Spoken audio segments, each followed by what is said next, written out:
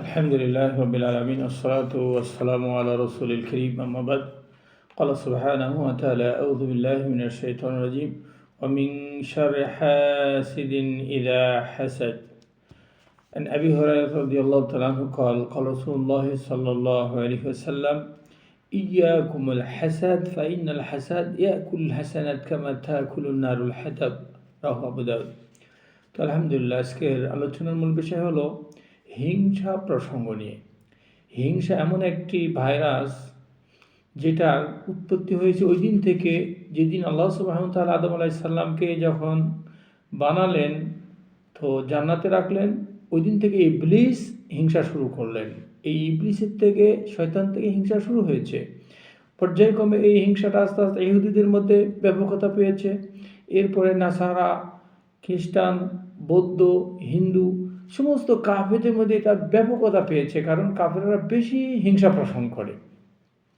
তাদের মধ্যে এত হিংসা যে তারা সহ্য করতে পারে না। দেখেন না, ফিলিস্তিনের ছোটো ছোটো মুসলমান বাচ্চাদেরকে তারা তাদের হিংসা মেনে নিতে পারে না। মুসলমানদেরকে তারা ছোটো ছোটো বাচ্চাদের পর্যন্ত তারা কী করে মেরে ফেলতেছে, কতল করে দিচ্ছে, মেরে ফেলে।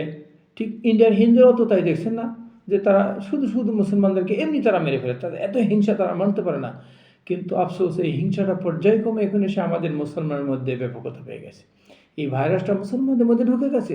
বিধায় আজকে মুসলমান আমরা, কিন্তু অথচ মুসলমান আমরা ভাই ভাই, ইন্নামাল মুমিনুনা ইখওয়া, প্রত্যেকটা মুমিন তারা ভাই ভাই। কিন্তু আজকে আমাদের মধ্যে এই হিংসা ঢোকার কারণে আজকে আমরা এক ভাই ক্ষতি করতেছি। মারামারি, দাঙ্গা, হাঙ্গামা, জুলুম, নির্যাতন, অত্যাচার কত কিছু করে যাচ্ছে আমরা এই হিংসার কারণে। হিংসা মারাত্মক একটা ভাইরাস। এই জন্য আল্লাহ সুবহানাহু ওয়া তাআলা বলেছেন যে হিংসা থেকে তোমরা কী করো, আল্লাহর কাছে আশ্রয় প্রার্থনা করো। এর ভাইরাসটা এত মারাত্মক যে হিংসুক ব্যক্তি কখনো কারো ভালো চায় না, অন্য ভালো চাবে না, সবসময় সে অন্যের ক্ষতি চাবে। এই যে হিংসুক ব্যক্তি যখন কারো ভালো কিছু দেখলে তার সহ্য হয় না, আর সঙ্গে সঙ্গে ওই জিনিসটা নষ্ট হয়ে যায়। এই জন্য আল্লাহ সুবহানাহু ওয়া তাআলা কী বলেছেন, যে তোমরা হিংসুকের হিংসাতে আল্লাহর কাছে আশ্রয় চাও, আশ্রয় প্রার্থনা করো। এই জন্য বাঁচার পথ হলো যে আপনি প্রত্যেক দিন যারা মুমিন আছেন, সকাল সন্ধ্যা অবশ্যই সূরা ফালাক, সূরা নাস তিনবার করে, ইখলাস 3বার করে পড়বেন। তাহলে হিংসুকের হিংসা থেকে, হাসাদ থেকে, এগুলো তো বেঁচে থাকতে পারবেন। শয়তান থেকে আপনি রক্ষা পাবেন, তাছাড়া বাঁচার কোনো পথ নেই। এই জন্য অবশ্যই আমাদেরকে এই হিংসুক থেকে আমাদের বেঁচে থাকতে, আল্লাহ নিজে বলেছেন সূরা ফালাকের মধ্যে, ওয়া মিন শাররি হাসিদিন ইযা হাসাদ। হিংসুকের হিংসা থেকে তোমরা কী করো, আল্লাহর কাছে আশ্রয় প্রার্থনা করো, বেঁচে থাকো, দোয়া করো। এই জন্য আসুন আমরা এই হিংসাতে বেঁচে থাকি। মারাত্মক হলো যখন হিংসাটা যখন আমাদের মধ্যে ঢুকে গেছে ভাইরাস হিসাবে।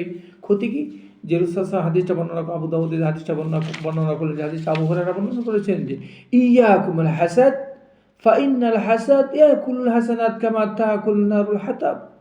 যে হিংসা তোমার নেক আমলগুলোকে ভস্ম করে দিবে, যেমনিভাবে আগুন শুকনো কাঠকে জ্বালিয়ে ভস্ম করে দেয়, ছাই করে দেয়, ঠিক অনুরূপ হিংসা যার মধ্যে থাকবে তার নেক আমল বাকি থাকবে না, সব নেক আমল ধ্বংস হয়ে যাবে। তাহলে এখন ভেবে দেখুন, তো এই ব্যক্তির কী অবস্থা হবে যদি নেক আমল বাকি না থাকে। আসুন আমরা হিংসা থেকে একটু দূরে থাকি, হিংসুক ব্যক্তির থেকে আমরা দূরে থাকি। এটা একটা মারাত্মক ভাইরাস, যে ভাইরাসটা আজকে আমাদের মধ্যে ঢুকে গেছে, প্রবেশ করেছে। ইবনে রাজব তিনি গুরুত্ব দিয়ে বর্ণনা করেছেন যে ইবলিস থেকে এই হিংসার উৎপত্তি শুরু হয়েছে, আর এই হিংসা কাফেরদের মধ্যে ব্যাপকতা পেয়েছে। পর্যায়ক্রমে এসে আজকে আমাদের মুসলমান মধ্যেও এই হিংসাটা একবারে ভাইরাস হিসেবে ঢুকে গেছে।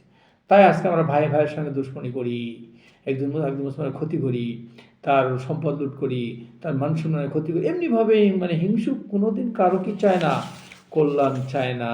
সবসময় সে অন্যের ক্ষতি দেখলে খুশি হয়, সে অন্যের ভালো কখনোই সে কল্পনা করে না। আসুন আমরা এই ভাইরাস থেকে একটু বেঁচে থাকি। হিংসা আপনাকে ধ্বংসের দিকে নিয়ে যাবে, আপনাকে অশান্তির মধ্যে ফেলবে, আপনার নেক আমল ধ্বংস করে দিবে, আপনি জাহান্নামের তালিকাভুক্ত হয়ে যাবেন। ওই যে শয়তানের সিফত আপনি পোষণ করেছেন, শয়তানের সাথে আপনার সন্ন্যাস হয়ে যাবে। আসুন আল্লাহ সুবহানাহু ওয়া তাআলা আমাদেরকে এই মারাত্মক ভাইরাস হিংসা থেকে বেঁচে থাকার তৌফিক দান করুন। জাযাকাল্লাহু খাইর, বারাকাল্লাহু ফিকুম। আসসালামু আলাইকুম ওয়া রাহমাতুল্লাহ।